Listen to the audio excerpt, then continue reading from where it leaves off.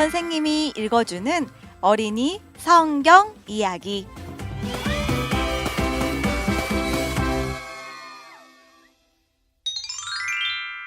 129번 이야기. 히스기야의 병이 나았어요. 열왕기하 20장 말씀. 가엾은 왕 히스기야는 아주 심각한 두 가지 어려움을 갖고 있었어요. 지난 이야기에서 우리가 배웠듯이 아수르의 거대한 군대가 예루살렘 성을 에워싸고 성을 사로잡으려고 했었지요. 이것이 첫 번째 어려움이에요. 그런데 바로 그때 아수르의 군대가 하나님의 백성을 가장 괴롭히던 바로 그때, 하나님의 백성에게 히스기야 왕이 가장 필요했을 바로 그때 히스기야 왕은 병에 걸리게 되었던 거예요. 우리는 이 병이 뭐였는지는 알지 못해요. 그저 아주 큰 종기가 있었다는 것과 그 종기 때문에 히스기야 왕의 온 몸에 독이 퍼진 게 분명하다는 것 정도만 알 수 있지요.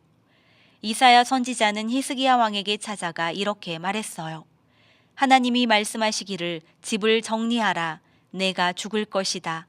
살지 못하리라고 하셨습니다. 이사야가 이 말을 했을 때 왕은 아직 젊었어요. 그래서 왕은 얼굴을 벽으로 향하고 울었어요. 왜 울었냐고요? 히스기야 왕은 지금 버릇없는 소년처럼 행동하고 있는 걸까요? 아니면 죽는 게 두려웠던 걸까요? 아니에요. 그런 이유 때문이 아니에요. 히스기야 왕은 온 마음으로 여호와를 사랑한 사람이었어요. 하나님의 사랑받는 자녀였지요. 그래서 히스기야는 죽어서 천국에 가게 될 걸 잘 알고 있었어요. 그런데 왜 히스기야 왕은 괜찮습니다. 하나님, 제가 곧 가겠습니다. 라고 하지 않았을까요? 히스기야 왕은 죽어서는 안 됐던 거예요. 적어도 아직은요. 바로 이 사실이 히스기야가 온 이유였어요. 그래서 히스기야는 기도했지요.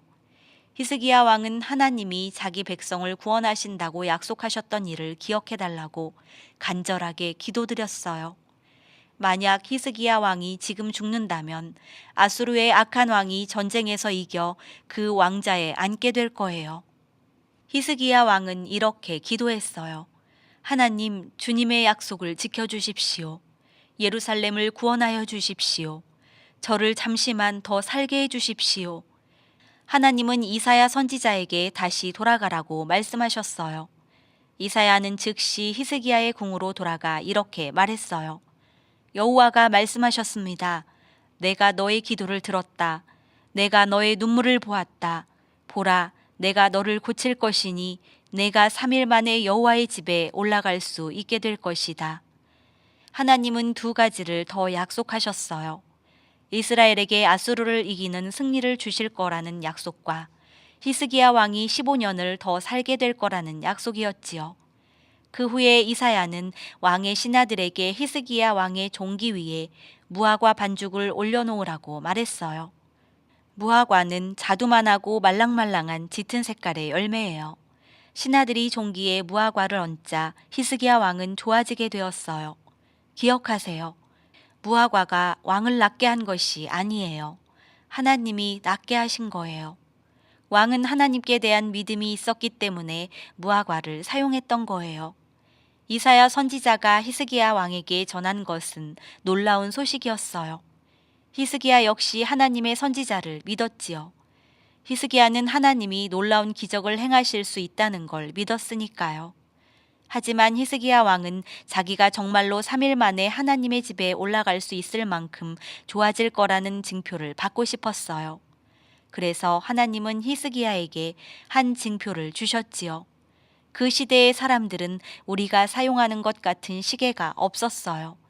해시계를 갖고 있었지요. 태양이 해시계의 방향 표시를 비추면 그림자가 생기겠죠? 그러면 사람들이 그 그림자를 보고 시간을 알 수 있는 거예요.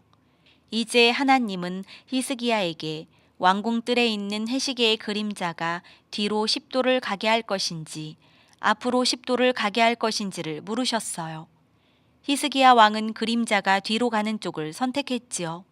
그건 하나님이 왕의 생명의 시계를 뒤로 되돌리신다는 걸 보여줘요. 히스기야 왕은 더 이상 울지 않았어요. 이제 히스기야 왕은 노래하고 있어요.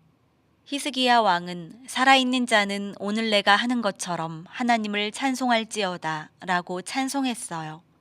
온 세상은 하나님이 어떻게 히스기야 왕을 기적으로 낫게 하셨는지를 들었어요. 심지어 멀리 떨어져 있는 바벨론 땅의 왕까지도 이 일에 대해 알게 되었지요. 바벨론 왕은 신하를 통해 히스기야 왕에게 편지와 선물을 보내왔어요. 병들었던 히스기야 왕이 이제 나았으니까요. 그리고 바벨론 왕은 신하에게 예루살렘 성이 얼마나 강한지 알아오라고 시켰어요.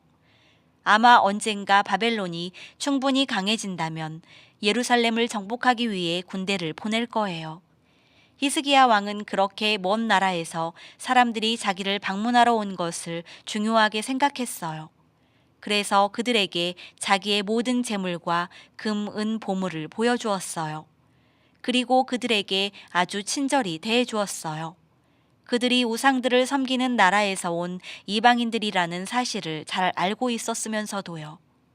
이사야 선지자는 한 번 더 왕에게 찾아와 그런 자들과 친구가 되는 게 얼마나 잘못된 일이었는지 말해줘야만 했어요. 그리고 오래 지나지 않아 바벨론 왕이 군대를 이끌고 와서 그 모든 보물을 빼앗아 갈 것이며 유다 백성도 바벨론 땅으로 포로로 잡아갈 것이라고 말했어요. 그제야 히스기야 왕은 크게 뉘우쳤어요. 히스기야 왕이 할 수 있는 말이라곤 이것뿐이었어요. 여호와의 말씀이 선하시도다.